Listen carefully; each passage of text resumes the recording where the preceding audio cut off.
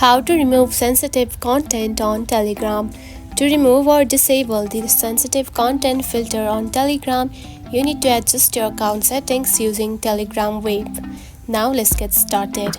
First of all, open the Google application just like this. After opening it, simply type wave.telegram.org just like this.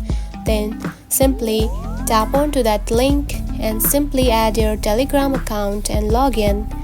And you will see something like this. Then tap onto three lines right here at the top. Select it. Then here you can find settings right here. Tap on it. Then scroll down and here you can find privacy and security right here. Select it. Then again scroll down and here you can find the sensitive content right here. Now it is enabled. Now to disable it, simply tap onto this button right here. Select it. And now you can see it is now disabled. And by disabling the filter, you will simply not see any content that is adult or restricted. And that's it. This is how you can remove sensitive content on Telegram. It is a very easy process, right? If you found this video helpful, don't forget to like and subscribe for more tips. Thanks for watching.